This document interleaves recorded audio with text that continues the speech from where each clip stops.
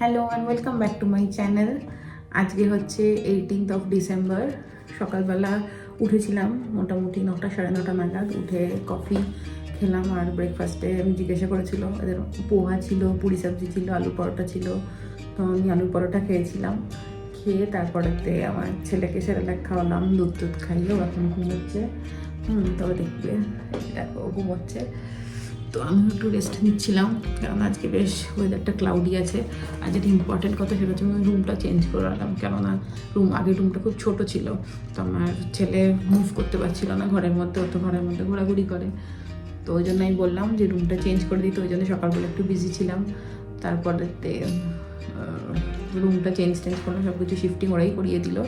তারপর ব্রেকফাস্ট করলাম, করে একটু রেস্ট নিচ্ছিলাম। এখন স্নান টান করে রেডি হয়ে যাব আর ছেলেকে খাওয়াবো। আচ্ছা, ওর জন্য খিচুড়ি দিয়েছে, দেখো তোমাকে দেখা। এই যে আমি বলেছিলাম বাচ্চার জন্য খিচুড়ি দিতে, তো একদম বাচ্চার জন্য নরম করে সবজি দিয়ে খিচুড়ি দিয়ে গেছে। আর ছেলে উঠলে এটাকে খাইয়ে দেবো। আর বলেছি এরপর ডিম বয়েল করে দিতে আর অ্যাপেল বয়েল করে দিতে, ওটা ওরা করে দেবে বলেছে। তো এরপর আমি এখন ফ্রেশ হয়ে বেরিয়ে যাব। আমার মন্দিরের টিকিট করা আছে রুদ্রাভিষেক দুজনের জন্য। তো আমার হাজব্যান্ড তো আস্তে আস্তে দেরি হবে, তো হয়তো জয়েন করতে পারবে না। আমি একাই গিয়ে বাবা বিশ্বনাথকে দর্শন করে পুজোটা আগে দিয়ে আসবো। আর ক্রুজেরও টিকিট করালাম। কালকে হচ্ছে 6টা থেকে আমাদের ক্রুজ আছে, রামেশ্বরম ক্রুজ। তো ওইটা কালকে 6টা 5টার মধ্যে রিপোর্ট করতে হবে। তো সব কিছু তোমাদের গ্র্যাজুয়ালি দেখাতে থাকবো। এখন মোটামুটি আমি রেডি হয়ে নিয়ে বেরিয়ে তোমাদের সাথে আবার কথা বলছি। আমি রেডি হয়ে গেছি। এখন বাজে মোটামুটি 3:45 মতন। আমার 4টে থেকে 6টা স্লট বুক করা আছে, তোমাদের তো আগেই বলেছিলাম। হ্যাঁ, তো এখন যাচ্ছি মন্দিরে রুদ্রাভিষেক দর্শন করার জন্য। আর এই যে ছোট মানুষকে দেখো, দাঁড়াও, এটা হচ্ছে ছোট মানুষের লুক সাজতে। দেখি পান্তু, পান্তু এসো, দেখি দেখি দেখি দেখি দেখি। এই যে ও খুব এক্সাইটেড। আর নিজের থেকে বড় সাইজের একটা জ্যাকেট পরেছে, যেটা পরে ও যাবে আজকে। হাতটা সব কিছু ঢোকানো, যাতে একদমই ঠান্ডা না লাগে।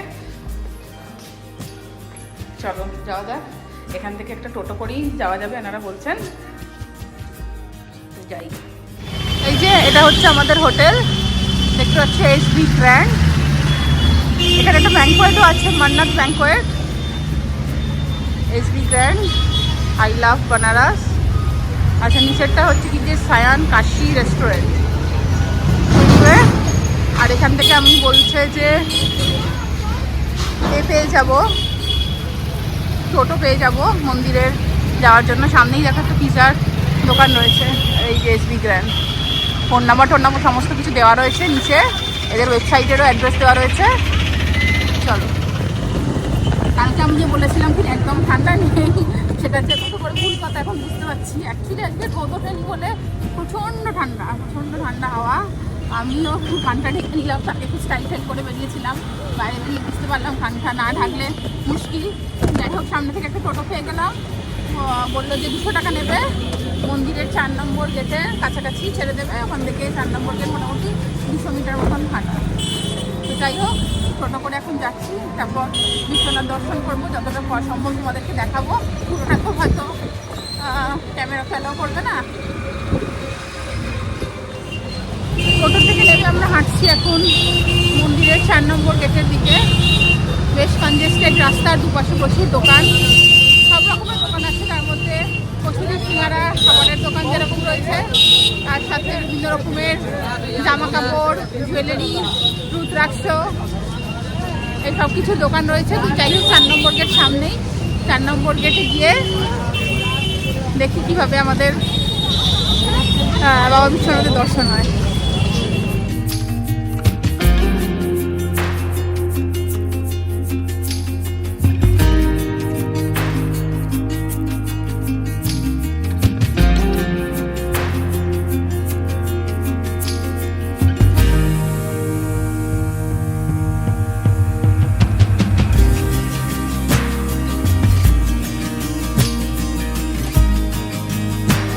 এই যে বিশ্বনাথ মন্দিরের মেন এন্ট্রেন্স। আমি এখানে রুদ্রাভিষেকের টিকিট কাউন্টার, এই যে এখানে সুগম দর্শন টিকিট কাউন্টার বলে আছে, ওখানে আমি দেখালাম। বললো যে একজন পণ্ডিতজি ওরা অ্যাসাইন করলো, এই যে গেরুয়া চাদর দেওয়া রয়েছে। উনি হচ্ছে আমার পণ্ডিতজি, তো উনি আসবেন। আর দুধের জন্য হচ্ছে 250 টাকা নেবে বললো, 50 টাকা লিটার। এই যে এটা হচ্ছে ভেতরে, আমার চেকিং হয়ে গেছে। চেকিং করার পর ভেতরে এখানে আমি ওয়েট করছি, আমার পণ্ডিতজি এখানে আসবে তারপর।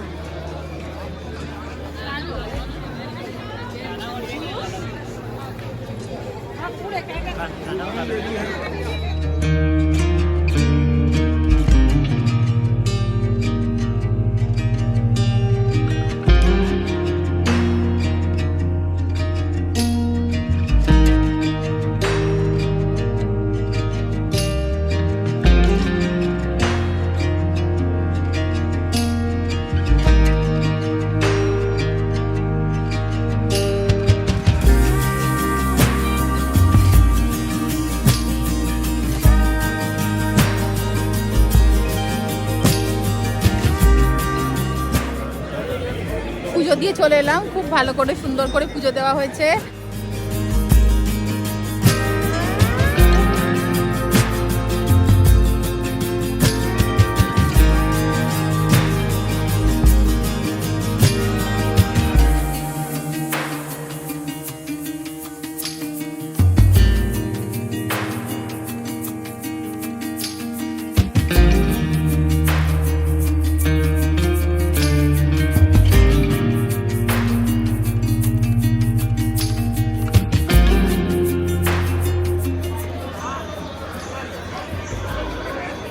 এর ওপরগুলো দেখো বিভিন্ন ব্যাংকের এটিএম রয়েছে, তারপর বিভিন্ন রকমের দোকান রয়েছে,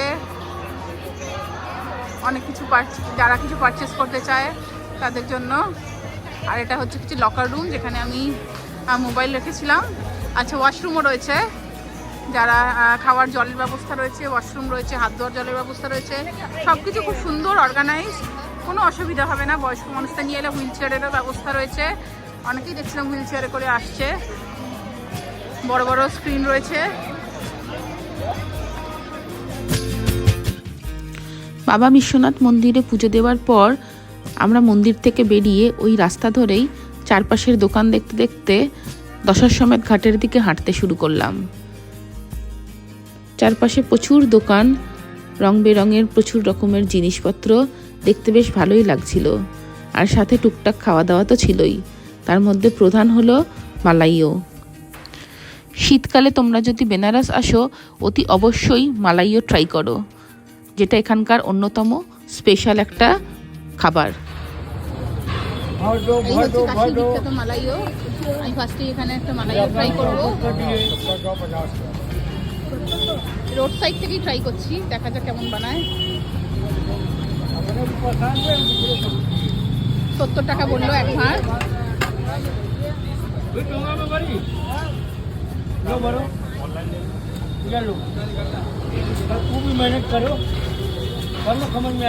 মালাইও খাওয়ার এক্সপিরিয়েন্স বেশ ভালোই, প্রথমবার খেলাম। মাটির ভাঁড়ে মালাইও সবসময় সার্ভ করা হয়। এর কেসারিয়া একটা ফ্লেভার থাকে, তো কেসারিয়া ফ্লেভারের মধ্যে নিচে দুধ থাকে আর ওপরের পোর্শনটা একদম পুরো মালাই, মানে ফেনা ফেনা মতন, মানে আমরা যেরকম সুফলে খাই সেরকম একদম মালাইটাকে একদম ভালো করে ফাটাতে ফাটাতে একদম ক্রিমের মতন হয়ে যায়, হালকা হয়ে যায়, খুব সুন্দর। মালাই 70 টাকা নিল, বেশ ভালো। একদম কোনো রিনাউন্ড দোকান থেকে নয়, একদম স্ট্রিট সাইডের একটা দোকান থেকে র্যান্ডামলি ট্রাই করলাম। কালকে আবার খাবো অন্য একটা কোনো দোকান থেকে। আর এখানে চারপাশে দুপাশে প্রচুর গিফট আইটেমের দোকান রয়েছে।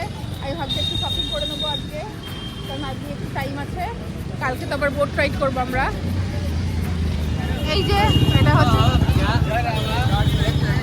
এটা হচ্ছে গধুলিয়া মোড়।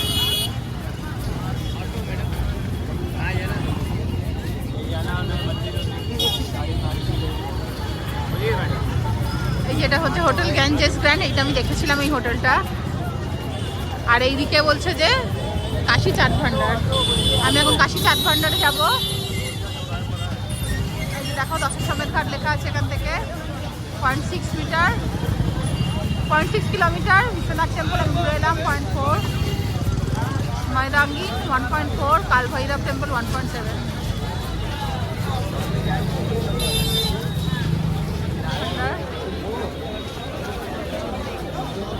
যেখান থেকে আমি এখন এখানকার বিখ্যাত যেটা চাট, টমেটো চাট মনে হয়।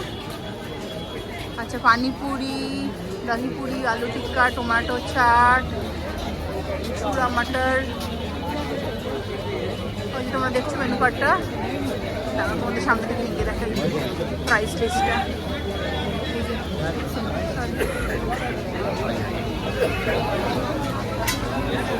এটা হচ্ছে প্রাইস লিস্ট।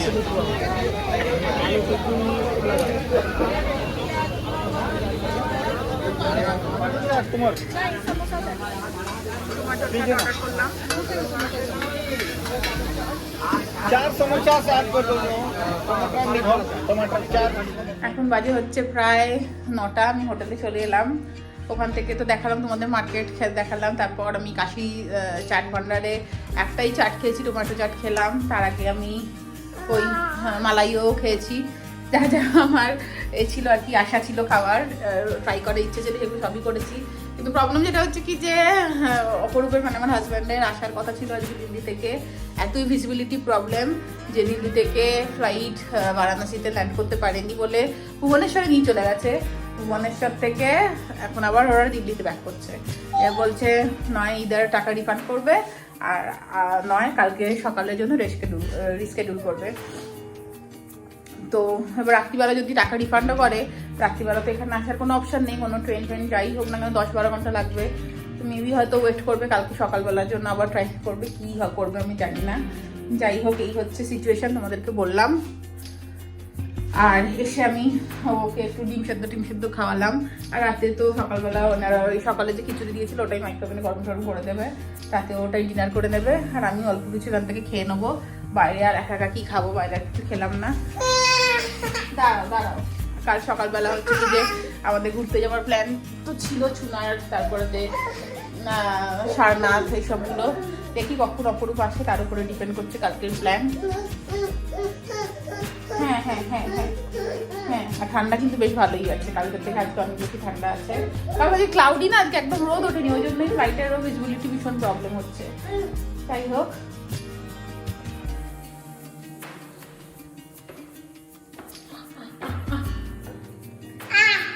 কাকে আম করছো?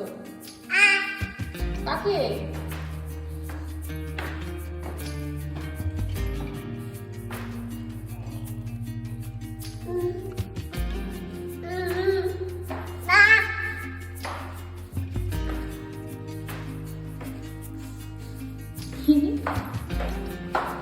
সারাদিন করিডোরের মধ্যে ঘুরে বেড়াচ্ছিস, হ্যাঁ?